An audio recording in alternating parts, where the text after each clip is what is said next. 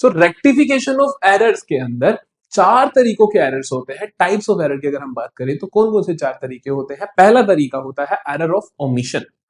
Error of omission का मतलब होता है भूल जाने का एरर, कि अब भूल गई कोई ट्रांजेक्शन थी। जैसे मैं गया, मेरे को कोई किसी बच्चे ने फीस दी, मैंने अपने अकाउंटेंट को बताया कि जी सारांश की फीस आ चुकी है 5,000, मेरे अकाउंटेंट को लिखना ही भूल गए उसको, तो that is error of omission. दूसरा एरर आता है एरर ऑफ कमीशन। हम इसको प्यार से बुलाते हैं अंकित अंकिता का एरर। अंकित अंकिता का एरर का क्या मतलब होता है? इसका मतलब होता है कि मैंने तो फीस आई अंकित की, मैंने अकाउंटेंट को बताया अंकित, उन्होंने गलती से सुन लिया अंकिता की फीस आई है और उन्होंने अंकिता के खाते में लिख दिया। तो इसे हम क्या बोलते हैं? एरर ऑफ कमीशन, कि नाम गलत लिख दिया या अकाउंट गलत लिख दिया, सॉरी अमाउंट गलत लिख दिया, कि मान लो मैंने बोला 10,000 फीस आई है, उन्होंने लिखते लिखते एक जीरो फालतू लग गई, तो that is error of commission.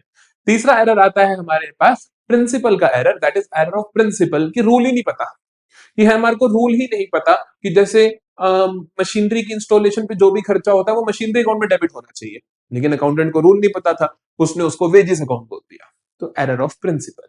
चौथा एरर आता है कंपनसेटिंग एरर, कि एक एरर ने दूसरे को कंपनसेट कर दिया, कि जैसे मेरे पास कहीं से रिसीव हुए 1,000, लिखते बाकी गलती से लिख दिया 10,000।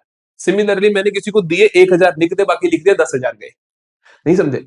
इन दोनों का फाइनल इंपैक्ट कंपनसेट हो गया, क्योंकि आए हुए भी मैंने गलती से फालतू लिख दिया और गए हुए भी फालतू लिख दिए, तो एरर ने क्या कर दिया? एक दूसरे को कंपनसेट कर दिया। इन्हें हम बोलते हैं कंपनसेटिंग एरर्स। तो चारों तरीके के एरर आपको समझ आ गए हैं, और इन सब के ट्रीटमेंट कैसे होते हैं वो देखने के लिए आप नीचे दिए गए वीडियो पे जाइए, आपको पूरा का पूरा रेक्टिफिकेशन ऑफ एरर मैंने बहुत अच्छे से कवर करवा रखा है।